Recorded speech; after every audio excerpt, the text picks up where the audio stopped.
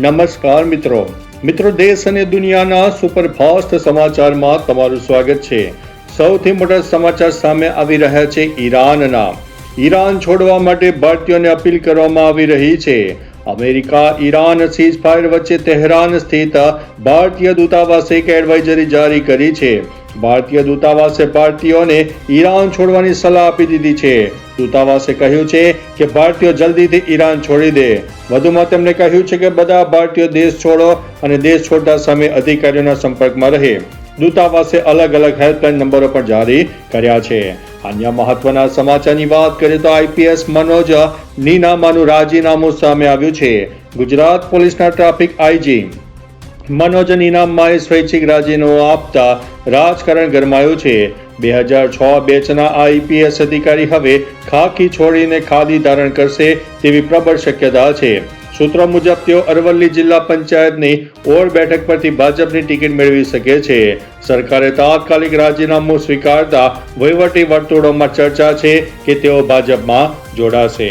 અન્ય મહત્વના સમાચારની વાત કરીએ તો ડોનાલ્ડ ટ્રમ્પ શું રાજીનામું આપશે?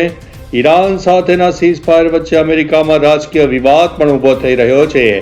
એક્સિયોક્સના રિપોર્ટ અનુસાર 85% વધારે ડેમોક્રેટિક પાર્ટીના સાંસદોએ ડોનાલ્ડ ટ્રમ્પને પદ પરથી હટાવવાની માંગ કરી છે। આ પહેલા ક્યારેય આટલી મોટી માત્રામાં વિપક્ષનો દબાવ ટ્રમ્પ ઉપર નથી આવ્યો।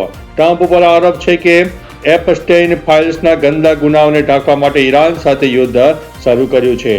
અન્ય મહત્વના સમાચારની વાત કરીએ તો યુદ્ધમાં અમેરિકાના 7.49 લાખ કરોડ સ્વાહા થઈ ગયા છે। ઈરાન સાથે ચાલી રહેલા યુદ્ધમાં અમેરિકાને ભારે નુકસાન થયું છે। CSIS અનુસાર આ યુદ્ધમાં અત્યાર સુધીમાં અમેરિકાને 7.49 લાખ કરોડ રૂપિયા સ્વાહા થઈ ગયા છે। ફોર્ચ્યુનના વિશ્લેષણના મુદ્દે જો આ સંઘર્ષ જારી રહ્યો અને ઉર્જા બજારો અને વ્યાપારમાં અવરોધ રહે તો અમેરિકાને 19.2 લાખ કરોડ સુધીનું નુકસાન થઈ શકે છે। યુદ્ધના કારણે દુનિયાની જીડીપીને લગભગ 54.88 લાખ કરોડનું નુકસાન થઈ ગયું છે। અન્ય મહત્વના સમાચારની વાત કરીએ તો ઇટાલિયાનો કથિત ઓડિયો વાયરલ થઈ રહ્યો છે। સુરતમાં આપ નેતા ગોપાલ ઇટાલિયાના ઘરે પોલીસ સમન્સ આપવા જતા વિવાદ સર્જાયો છે। ઇટાલિયાએ નાયબ મુખ્યમંત્રી હર્ષ સંઘવી અને પોલીસ પર માતા સાથે ગેરવર્તનનો આક્ષેપ કર્યો છે। આ દરમિયાન ઇટાલિયાનો એક કથિત ઓડિયો ક્લિપ વાયરલ થયો છે જેમાં કથિત રીતે પોલીસને વિવાદમાં ખેંચવાની વાત છે। જોકે ઇટાલિયાએ આ ઓડિયોને ખોટો ગણાવતો દાવો કર્યો છે કે તેને AI દ્વારા બનાવટી રીતે તૈયાર કરવામાં આવ્યો છે। અન્ય મહત્વના સમાચારની વાત કરીએ તો અમદાવાદ પોલીસ બેડામાં ધરખમ ફેરફાર। અમદાવાદ પોલીસ બેડામાં ધરખમ ફેરફાર કરતા 67 PIની બદલી અને પોસ્ટિંગ કરાયા છે જેમાં 13 અધિકારીઓની આંતરિક બદલી અને બહારથી આવેલા 54 PIને નિમણૂક અપાઈ છે।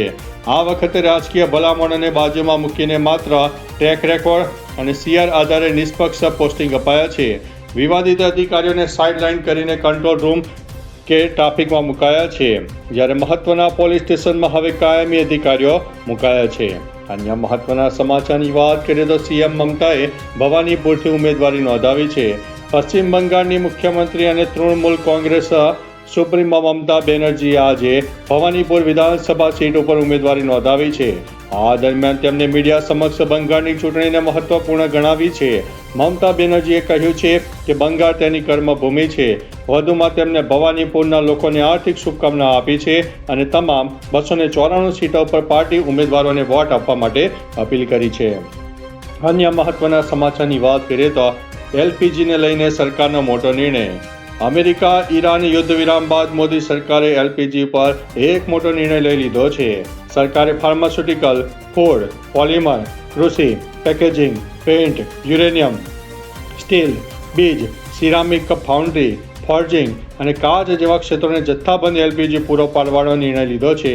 આ ઉદ્યોગોને એપ્રિલ પહેલા તેમના LPG વપરાશનો 70% હિસ્સો મળવાનો છે। વધુમાં PNG ઇન્ફ્રાસ્ટ્રક્ચરનો વિસ્તાર કરનારા રાજ્યોનો વધારો 10% કોટા વધારે આપવા કહ્યું છે। મિત્રો અન્ય મહત્વના સમાચારની વાત કરીએ તો આર્ટેમિસ 2 મિશનની અદ્ભુત તસવીરો। તાજેતરમાં નાસાએ આર્ટેમિસ 2 મિશન મારફતે 4 અવકાશ યાત્રીઓને ચંદ્રની પરિક્રમા માટે મોકલ્યા છે જેમાં અવકાશ યાત્રીઓએ ચંદ્ર અને પૃથ્વીની તસવીરો શેર કરી છે। જેની એક ગેલેરી નાસાએ લોકો માટે શેર કરી છે. આ શાનદાર તસવીર કલેક્શન તમને પૃથ્વી અને ચંદ્રના નજારાની ઝાંખી કરાવશે જે તમે કોઈ દિવસ જોઈ નહીં હોય. અવકાશ યાત્રીઓ ચંદ્ર અને પૃથ્વી બંનેને એક જ ફ્રેમમાં કેદ કર્યા હતા. અદ્ભુત નજારો તમે નિહાળી શકો છો.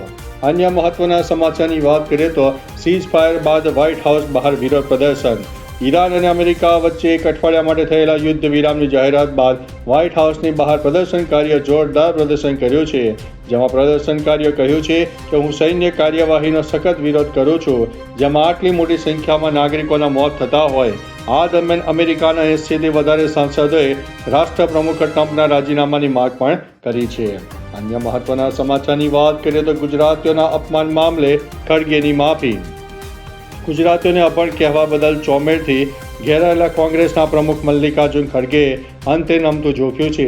સોશિયલ મીડિયા પર પોસ્ટ કરીને તેમણે સ્પષ્ટતા કરી છે કે ગુજરાતના લોકો પ્રત્યે તેમને સર્વોચ્ચ સન્માન છે અને કોઈની લાગણી દુભાવવાનો તેમનો ઈરાદો નહોતો.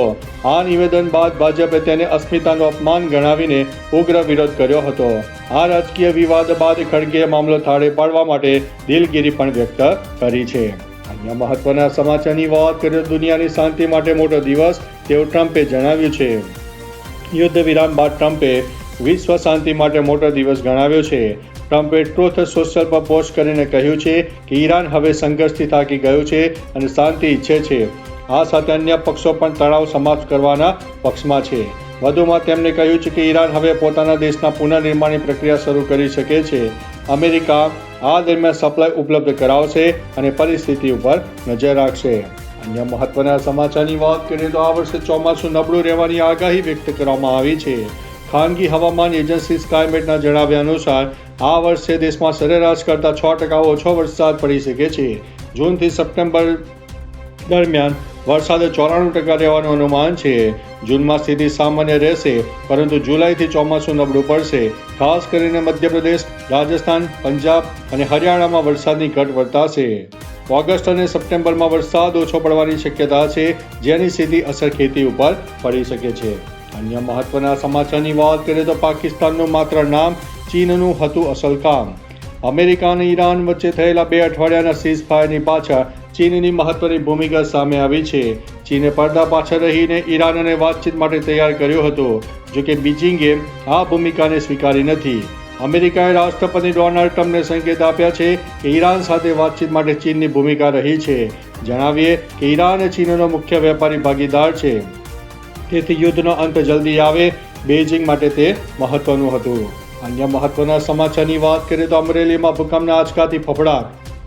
અમરેલીના સાવરકુંડલા પંથકમાં વહેલી સવારે 4 કલાકમાં 7 વખત ધરા ધ્રુજી હતી. વહેલી સવારે 4:15 થી 8 વાગ્યા સુધીમાં મિતિયાળા સહિતના ગામોમાં શ્રેણીબદ્ધ આંચકા અનુભવાયા હતા. સૌથી વધુ 3.58ની તીવ્રતાનો આંચકો સવારે 7:15 નોંધાયો જેના કારણે ગભરાયેલા લોકો ઘરની બહાર દોડી આવ્યા હતા. આંચકાઓનું કેન્દ્ર બિંદુ અમરેલીથી 43 કિલોમીટર દૂર નોંધાયું છે જેનાથી સમગ્ર પંથકમાં ભયનો માહોલ છે. અન્ય મહત્વના સમાચારની વાત કરીએ તો ઉમા ભારતીએ પોહા જલેબી વેચ્યા. મધ્યપ્રદેશના પૂર્વ સીએમ ઉમા ભારતી ટીકમગઢમાં રસ્તા પર પોહા અને જલેબી વેચતા જોવા મળ્યા. નગરપાલિકા દ્વારા ગરીબ લારી ગલ્લા ધારકોના દબાણો હટાવવાની કાર્યવાહીના વિરોધમાં તેમણે અનોખું પ્રદર્શન કર્યું હતું. પ્રશાસનની કામગીરીને તાનાશાહી ગણાવીને ઉમા ભારતીએ ગરીબોની રોજીરોટી ન છીનવવા માટે અપીલ કરી છે. આ મામલે તેમણે મુખ્યમંત્રી અને પ્રદેશ પ્રમુખ સાથે પણ વાતચીત કરીને ન્યાયની માગણી કરી છે. અન્ય મહત્વના સમાચારની વાત કરીએ તો શાહબાઝ શરીફની મજાક ઉડી. અમેરિકા અને ઈરાન સીઝફાયરમાં મધ્યસ્થીનો દાવો કરતા પાકિસ્તાની પીએમ શાહબાઝ શરીફ સોશિયલ મીડિયા પર ટ્રોલ થયા છે. એક્સ ઉપર તેમની પોસ્ટ એડિટ હિસ્ટ્રી જોતા જણાયું છે કે કન્ટેન્ટ ક્યાંથી કોપી પેસ્ટ કરાયું હતું. અગાઉના વર્ઝનમાં ડ્રાફ્ટ લખેલું હોવાથી શંકા જન્મી છે કે સ્ક્રિપ્ટ ટ્રમ્પ પ્રશાસને તૈયાર કરી હતી. તૈયાર મેસેજમાં અમેરિકી નેતાઓના ટેગિંગ પાકિસ્તાનના ચૌધરી બનાવવાના પ્રયાસની મજાક કરાવી રહ્યા છે. અન્ય મહત્વના સમાચારની વાત કરીએ તો કુદરતી આફત 22 લોકોના થયા છે મોત. અફઘાનિસ્તાનમાં છેલ્લા 24 કલાકમાં ખરાબ હવામાનને કારણે 22 લોકોના મોત થયા છે અને 32 લોકો ઘાયલ થયા છે. પૂર્વ અફઘાનિસ્તાનમાં સમગ્ર રાત પડેલા ભારે વરસાદને કારણે ઘરોની છત તૂટી પડવાને કારણે મૃત્યુ પામ્યા હતા. અધિકારીઓ જણાવ્યું છે કે છેલ્લા 2 સપ્તાહમાં સમગ્ર દેશમાં તોફાન અને ભારે વરસાદને કારણે થયેલા ભૂસ્ખલન, પૂર અને વીજળી પડવાની ઘટનાઓમાં 130થી વધારે લોકોના મોત થયા છે. અન્ય મહત્વના સમાચારની વાત કરીએ તો યુદ્ધ વિરામ ઈરાનની જીત છે.